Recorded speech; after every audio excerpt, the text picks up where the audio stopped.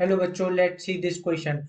Figure shows two rigid vessel A and B, each of the volume 200 centimeter cube, containing an ideal gas CV equals to 12.5 joule Kelvin inverse mole inverse. यानी कि हमें दो rigid vessel दे रखे हैं A और B, जिसमें जिनका volume same है, वो है 200 सेंटीमीटर क्यूब, और CV उनका है 12.5 गैस का, जो CV है वो है 12.5 joule kelvin inverse mole inverse. The vessel are connected to a manometer tube containing mercury. यानी कि जो एक वेसल है वो एक ट्यूब से कनेक्ट किए हैं जो कि मरकरी कंटेन कर रहा है. And the pressure in both vessels is 75 centimetre of mercury. दोनों वेसल्स में जो प्रेशर है वो सेम है, 75 सेंटीमीटर ऑफ मरकरी, और टेम्परेचर है वो है 300 केल्विन. तो ए पार्ट में हमसे पूछा है find the number of moles in each vessel. तो हमें ए पार्ट में नंबर ऑफ मोल्स बताने हैं. तो सबसे पहले हम देखें, हमें दे क्या रखा है. वो दे रखा है volume of A equals to volume of B equals to 300 centimetre cube. इसे हम मीटर में चेंज करें तो ये हो जाएगा हमारा, सॉरी, 200 सेंटीमीटर क्यूब. अगर इसे हम मीटर क्यूब में चेंज करें तो ये हमारा हो जाएगा 10⁻⁻⁶ से मल्टीप्लाई, और ये मीटर में चेंज हो जाएगा. और हमें जो इनिशियल टेम्परेचर दे रखा है T1, वो दे रखा है 300 केल्विन. और जो हमें इनिशियल प्रेशर दे रखा है P1, वो हमें दे रखा है 75 सेंटीमीटर ऑफ Hg. इस Hg को अगर हम पास्कल में चेंज करें तो हमारे 1333.22 से मल्टीप्लाई करना पड़ेगा, और ये पास्कल में चेंज हो जाएगा. अब हम देखें, ए पार्ट को देखें. ए पार्ट में हमें नंबर ऑफ मोल्स फाउंड करने हैं, तो हम आइडियल गैस इक्वेशन से जानते हैं N equals to PV upon RT. और हम यहाँ से N को निकालें तो हमें प्रेशर जो दे रखा है वो दे रखा है 75 सेंटीमीटर ऑफ Hg. उसे पास्कल में चेंज करके हम यहाँ पे रख देंगे 0.22 पास्कल इनटू वॉल्यूम जो हमें दे रखा है वो दे रखा है 200 इंटू 10⁻⁻⁶ मीटर क्यूब. और जो हमें आर दे रखा है, आर की वैल्यू हमें दे रखी है, वो दे रखी है 8.3 क्वेश्चन में. और हमारे पास टी टी हमारा है 300 केल्विन. तो यहाँ से हमारे पास सॉल्व करके एन की जो वैल्यू आती है वो आती है 8031.4 इंटू 10⁻⁻⁶. यानी कि एन की जो वैल्यू अप्रोक्सीमेटली आ जाएगी वो आ जाएगी 0.008 मोल. तो एन की हमारे पास जो वैल्यू आ गई वो आ गई 0.008 मोल्स. तो यहाँ पे हमारा ए पार्ट खत्म होता है.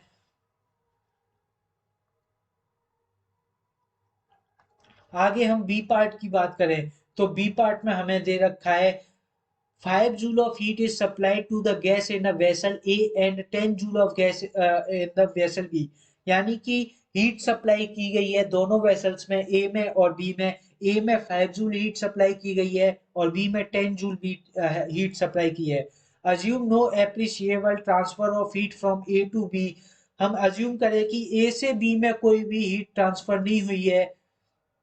Calculate the difference in Heights of mercury in two sides of manometer.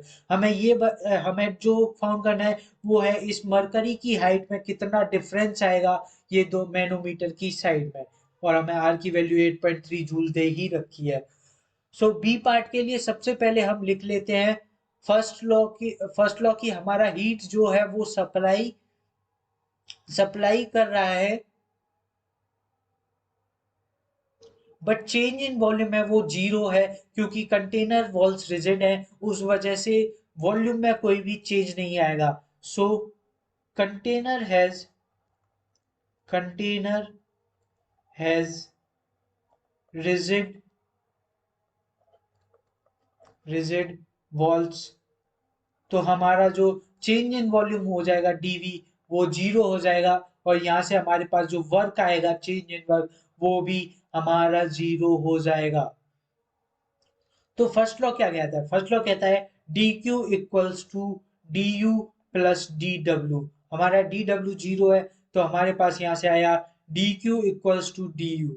तो डी यू हम जानते हैं, डी यू को हम लिख सकते हैं N C V D T. तो हमारा डी क्यू हो जाएगा, वो हो जाएगा N C V D T. हमने डी यू की वैल्यू रख दी तो डी क्यू हमें दे रखा है ए पार्ट के लिए, अगर हम कैलकुलेट करें तो हमें डी क्यू दे रखा है वो 5 जूल दे रखा है, और एन अभी हमने कैलकुलेट किया वो 0.008 मोल्स है, और सीवी की जो वैल्यू हमें दे रखी है वो 12.5 जूल पर कैलोरी पर केल्विन पर मोल दे रखा है, और हमें dt फाउंड करना है। हमारे पास यहाँ से dt जो आएगा वो आ जाएगा 50 केल्विन।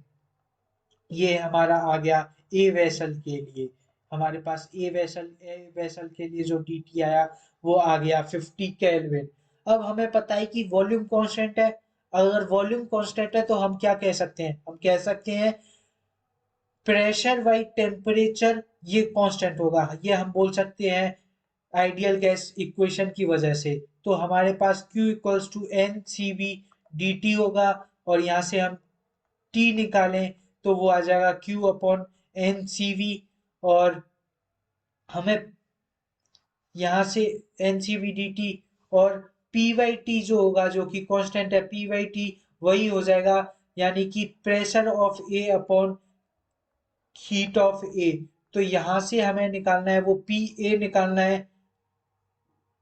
तो P by T equals to हो जाएगा पी ए इंटू, हम पी ए की क्यू ए की वैल्यू रखें, हम यहाँ से क्यू ए की वैल्यू रखें, यानी कि हम यहाँ से क्यू की वैल्यू रखें तो हमारी क्यू की वैल्यू हो जाएगी एन, जो कि हमारा है 0.008, और सीवी की वैल्यू है 12.5 अपॉन 5। क्यू की वैल्यू हमने यहाँ पर रख दी अपॉन 5। तो यहाँ से अगर हम पी ए निकालें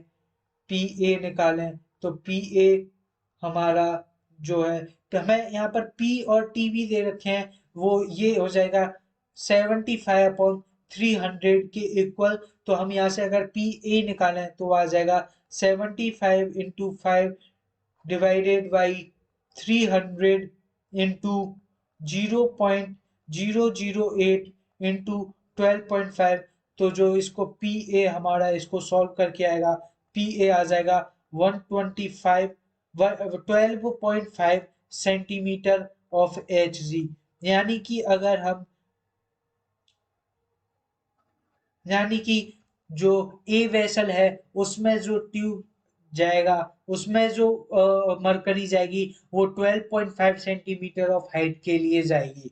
ऐसे ही हम देखें ऐसे ही हम देखें वी वेसल में। सो वी वेसल में हमें पता है पी बाई टी कॉन्स्टेंट है, तो ये हो जाएगा पीवी बाई टीवी के इक्वल, पीवी बाई टीवी के इक्वल। और पी बाई टी हमारे पास है, पी है वो है 75 और टी है हमारे पास 300 केल्विन, 300 केल्विन। तो यहाँ से हमारे पास जो आएगा वो आएगा 75/300 इक्वल्स टू पीवी इंटू 0.008, यानी कि n into 12.5 divided by 10 joule. तो यहाँ से हमारे पास जो पीवी आ जाएगा 25 सेंटीमीटर ऑफ एच जी। यानी कि जो बी पार्ट, जो बी वेसल में होगा वो मरकरी 25 सेंटीमीटर ऊपर तक जाएगा। सो हमें डिफरेंस निकालना था, तो distance moved by mercury, distance moved by mercury वो हो जाएगा PV minus P A equals to del P equals to, वो हो जाएगा 25 माइनस 12.5। तो ये हमारे पास आ जाएगा 12.5 mm centimetre of H G. तो यहाँ से हमें पता चला कि जो डिफरेंस होगा उनकी हाइट में, तो हाइट में जो डिफरेंस होगा वो हो जाएगा 12.5 सेंटीमीटर, 12.5 सेंटीमीटर। तो हमारा जो फाइनल आंसर था वो था कि उनकी हाइट में डिफरेंस क्या होगा, तो उनकी जो हाइट में डिफरेंस होगा वो हो जाएगा 12.5 centimetre, 12.5 centimetre. Hope you understood it well. Best of luck.